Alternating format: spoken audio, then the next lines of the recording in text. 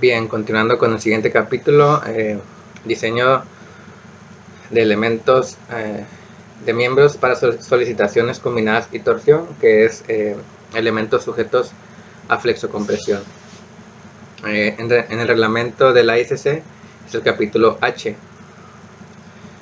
Entonces vamos a ver la sección H1, que aplica a miembros con simetría simple y doble solicitados a flexión y carga axial.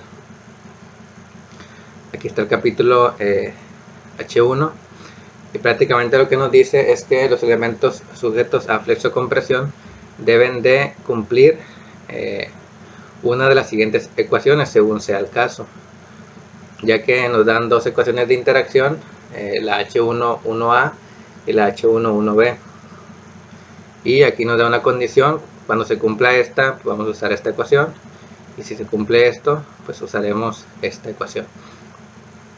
Prácticamente aquí esto es un resumen de lo que hemos visto, ya que prácticamente arriba de lo que está en la parte superior de la ecuación son las solicitaciones, o sea, PR es la carga última a compresión,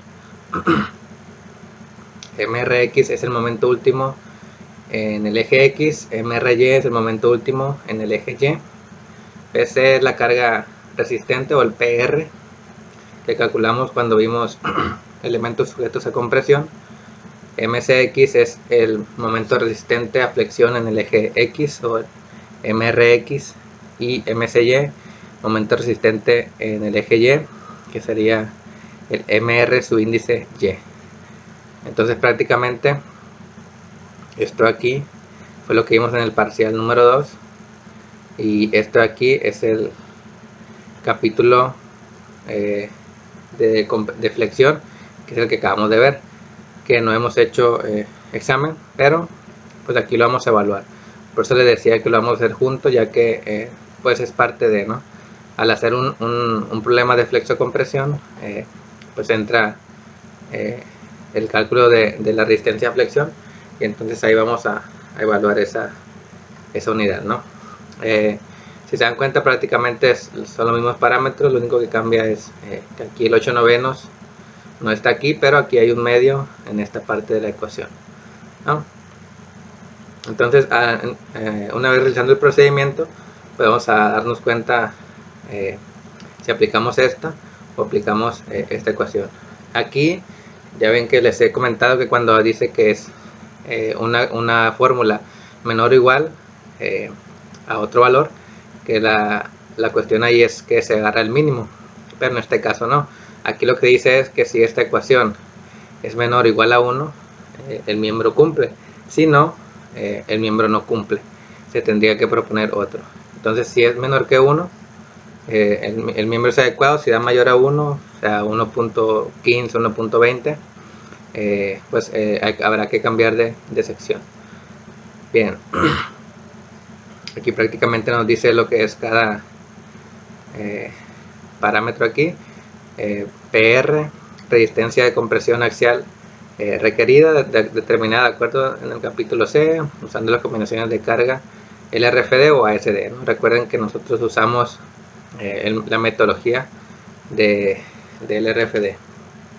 Entonces, en la parte superior cargas y en la parte inferior resistencias, ¿no? Y aquí pues nos dice lo que les acabo de comentar ahí arriba. Aquí agrega unas cosas adicionales, que el eje X y Y son los subíndices que indican flexión en torno al eje fuerte y al eje débil. Los factores phi, punto 9, que ya lo sabemos, a flexión. Y pues para el ASD, pues los factores son distintos, la simbología es la misma, ¿no? Entonces prácticamente sería ver todo, excepto los elementos de atención, es recordar un poco compresión y flexión, y obviamente pues al hacer problemas de revisión, estos PR, MRX y MRY serían datos, ¿no? Adicionalmente a esto, el manual nos dice que nos manda el anexo 8. Anexo 8 dice análisis aproximado de segundo orden. Este anexo proporciona un procedimiento aproximado para considerar los defectos de segundo orden en estructura mediante la aplicación de las resistencias requeridas indicadas por un análisis de primer orden. Todo lo que nosotros hasta ahora hemos visto en análisis estructural son análisis de primer orden, pero cuando ya entran deflexiones y que esas deflexiones amplifican las cargas, pues se le considera un análisis de segundo orden, y el anexo 8 nos da un procedimiento para calcularlo, ¿no? No sé si ustedes alguna vez hayan escuchado de los efectos P delta o efecto de segundo orden. Prácticamente es amplificar un poco los momentos debido a deformaciones que se generan en la estructura. Por ejemplo, el de primer orden, perdón, el efecto P delta minúscula ocurre cuando no hay desplazamiento lateral relativo, entre los apoyos. Por ejemplo, una columna que está sujeta a una carga de compresión se va a deformar más o menos así, sin que ocurra desplazamiento relativo de los nudos, ¿no? Y pues obviamente esta deformación pues va a generar un momento, ¿no? Que sería la carga esta por este desplazamiento, ¿no? Se le conoce como efecto P delta minúsculo, ¿no? Pero cuando hay cargas laterales y hay desplazamiento relativo de los apoyos de la columna, por ejemplo debido a cargas laterales,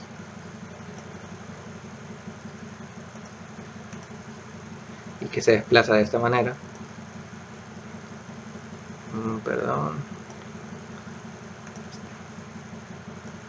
se desplaza más o menos algo así. Entonces este desplazamiento se considera delta mayúsculo. A este de acá es delta minúsculo. Si no lo hago porque no me sale el dibujito, ¿no? Más o menos es lo mismo. Y a este se le conoce como efecto P delta mayúsculo. Entonces el anexo 8 nos da, por medio de unos factores que se llaman B1 y B2, nos da más o menos una aproximación para hacer esa amplificación de los momentos, ¿no? Entonces dice procedimiento de cálculo: la resistencia de segundo orden requerida flexión MR y la resistencia axial PR de todos los miembros debe ser determinada como sigue, ¿no? Entonces fíjense que aquí se introduce lo que es el concepto de B1 y B2, y también los subíndices NT y TL, que significan no traslación y traslación lateral. También para la carga axial PNT y PTL. Entonces fíjense que este MR y este PR son los que yo voy a meter en la ecuación de acá arriba, ¿no? Aquí está PR y los MR, ya sea en el eje X y en el eje Y.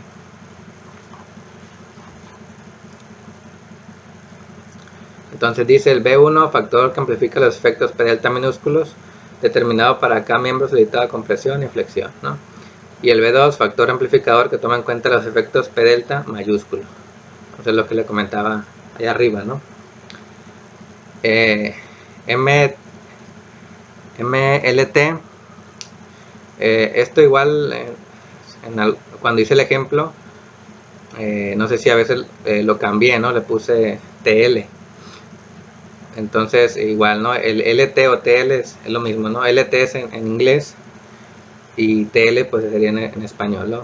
Traslación lateral, y el otro sería en lateral translation, ¿no? Que sería en inglés, pero a fin de cuentas es lo mismo, ¿no? Si lo ven volteado pues no se vayan a confundir. Momento de primer orden usando las combinaciones el RFD, originando solo por el desplazamiento lateral de la estructura, ¿no? MNT, momento de primer orden, cuando en la estructura no hay desplazamiento lateral. Ahorita vamos a ver un poquito más de eso, ¿no? Porque los momentos se dividen en NT y LT.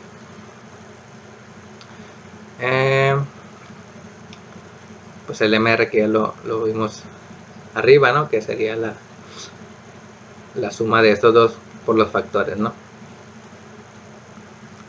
Bueno, aquí dice resistencia requerida de segundo orden, o sea, ya modificado. Pues igual, ¿no? Lo mismo para la carga axial, LT y NT.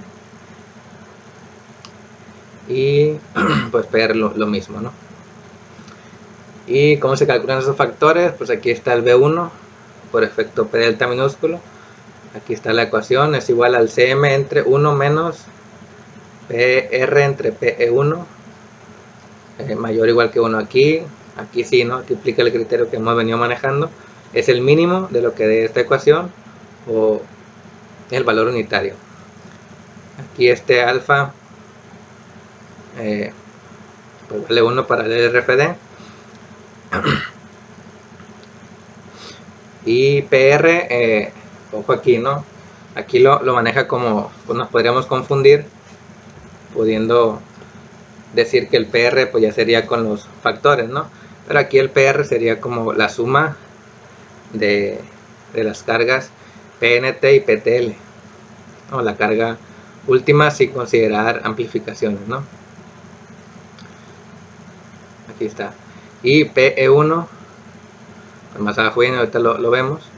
CM, factor de momento uniforme equivalente, el que asume que no hay desplazamiento relativo entre los extremos del miembro, cuyo valor se calculará de la siguiente manera. Y aquí está, ¿no? CM es igual a 0.6 menos 0.4 entre M1 entre M2. Al valor M1 entre M2 se le conoce como factor RM. Dice, donde M1 y M2 son el momento menor y mayor respectivamente de los extremos del miembro no arrastrado en el plano de flexión calculado mediante un análisis de primer orden. Fíjense, son el momento menor y mayor, es decir, que siempre el M1 es el momento más pequeño y el M2 el momento más grande. Aquí en el M1 y el M2, en el M2 se meten los momentos NT, o sea, de no traslación. El cociente M1 entre M2 es positivo cuando el miembro es flectado en doble curvatura y negativo cuando es flectado en curvatura simple. Ahorita vamos a ver un poquito más también de eso con una figura para que sea más claro, ¿no? PE1, resistencia pandeoelástico del elemento en el plano de flexión, calculada suponiendo que no hay desplazamiento lateral, es decir, considerando que el marco es arriostrado, ¿no? Pi cuadrada ahí entre, aquí sería LC1 es igual a K por L, ¿no? K, dependiendo del eje, si sea el eje X o el eje Y, KX, considerando que el marco es arriostrado, ¿no?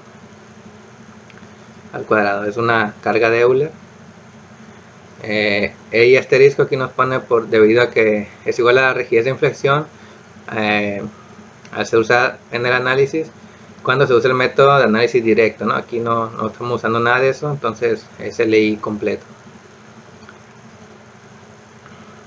Y pues la longitud efectiva, pues ya sabemos que es K por L, solamente que aquí lo ponen como LC, pero es como lo venimos manejando es la K por la L. Y aquí lo que les comentaba, ¿no? El PR es igual a la suma de la carga no traslación más la carga LT, o sea, sin meter factores, ¿no? Y lo que vendría siendo, aquí le faltó el P delta mayúscula, ¿no? El B2, el amplificador B2, pues aquí está, ¿no? El mínimo, perdón, no sé si en el anterior, en el B1 les dije mínimo, ¿no? Pero es el máximo, son en ambos casos, no sé si aquí les dije que era el mínimo, pero es el máximo de lo que dé la ecuación o el valor unitario. Aquí también es el máximo de lo que dé esta ecuación o 1. Igual aquí el alfa vale 1, No entiendo por qué aquí lo ponen en inglés y acá lo ponen en español, ¿no? P story, que es P piso, y PE story, que es PE piso, ¿no? Aquí realmente se considera toda la contribución del piso, ¿no? De todas las columnas del piso, tanto para la P story y la PE story. Pero vamos a hacer una simplificación y considerar que solamente tenemos esa columna en el entrepiso, y por lo tanto el P story es la suma de la carga PNT más PLT, la no traslación más la de tracción lateral. Y PE piso se calcula con esta ecuación, ¿no? Pero es un poco compleja debido a que necesitamos aquí desplazamientos, cosas ahí un poco más, si tuviéramos la estructura modelándola, ¿no? O sea, si tuviéramos el modelo 3D, necesitaríamos hacer ciertos cálculos. Entonces del libro de Albinacota pues sacamos una ecuación ahí equivalente, ¿no? Más adelante la vamos a ver. Y eso es lo que dice lo que es el anexo 8 con los factores de amplificación. Y pues no podría faltar el pandeo local, que pues para flexocompresión es un poquito más amplio, ¿no? Esto aquí es para el ALMA, lambda P W, que es el subíndice de Webb de ALMA. El lambda P del ALMA sería esta ecuación si se cumple esta condición, o esta ecuación si se cumple esta condición, ¿no? Y el lambda R pues sería esta ecuación. Y aquí nos dice cuánto vale lambda PW, pues aquí está, lambda RW y lambda RWC, ¿no? Esos parámetros que están aquí están, ¿no?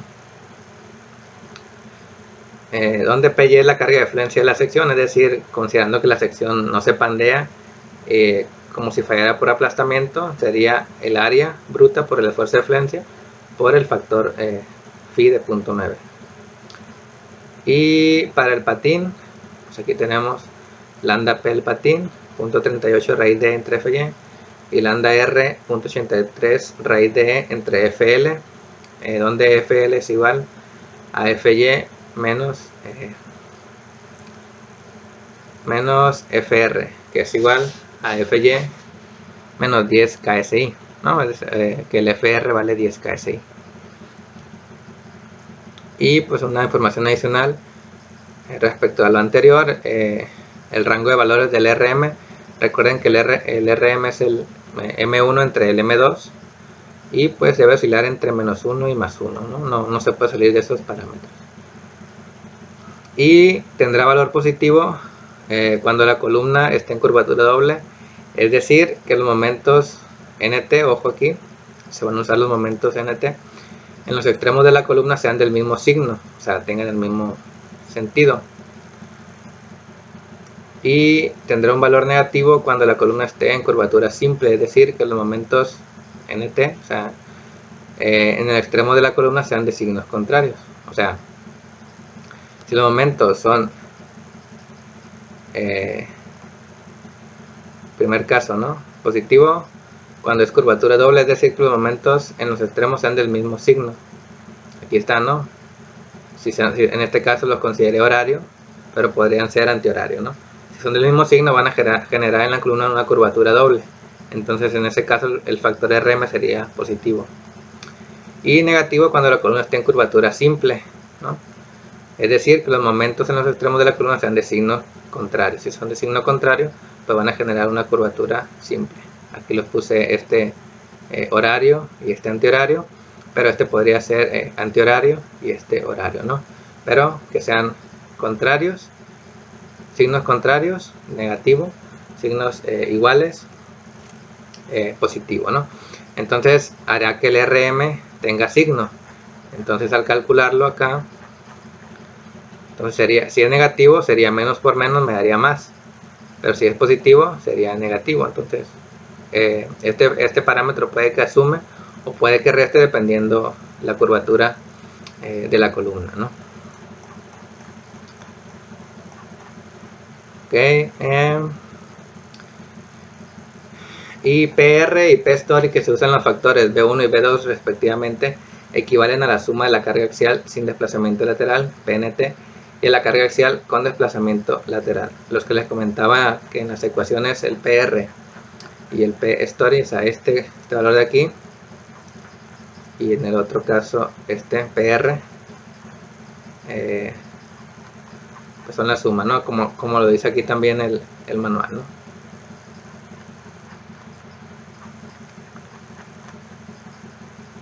Entonces ahí vamos a usar ese valor. Y el P-story, que estaba acá arriba, vamos a ver, bueno, que es el P piso, aquí le llaman, ¿no? Pero es lo mismo, que con esta ecuación pues vamos a usar esta equivalencia, ¿no? Pi cuadrada e I entre KL al cuadrado TL, es decir, carga de pandeo elástico del miembro al emplear un factor de longitud efectiva mayor que 1, o sea, considerando que el marco es no ariostrado. En el plano de flexión para el marco no contraventeado, o sea, no ariostrado o no contraventeado, y el momento de inercia y en el plano de flexión, o sea, si estamos en el flectando alrededor del eje X, pues va a ser la inercia en X y el K en X. Si estamos flectando alrededor del eje Y, pues va a ser la inercia en Y y el K Y. Y el P1, no sé si acá arriba si lo ven, si viene, o porque lo puse de nuevo acá. Ah, bueno, sí viene, solamente que acá lo puse en nomenclatura como nosotros lo venimos manejando, ¿no? Pi cuadrada de I entre KL al cuadrado NT, es decir, considerar la K como si fuera un marco ariostrado, ¿no? Carga de pandeo elástico al emplear tanto el momento de inercia I con el factor de longitud efectiva KNT menor o igual a 1. Recuerden que si es menor que 1 el factor K es un marco ariostrado, si es mayor que 1 es un marco no ariostrado.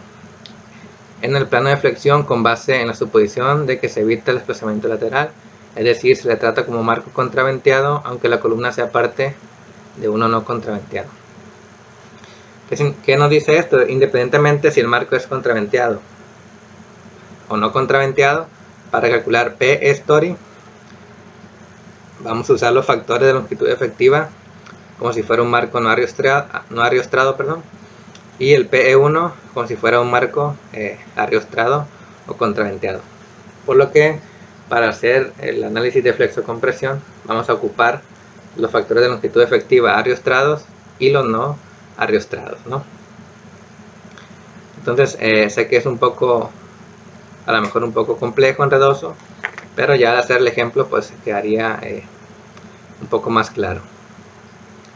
Ya lo siguiente sería hacer el ejemplo, ¿no? Bien, antes ¿de dónde viene lo que es el TL o LT, ¿no? Lo mismo, y el NT.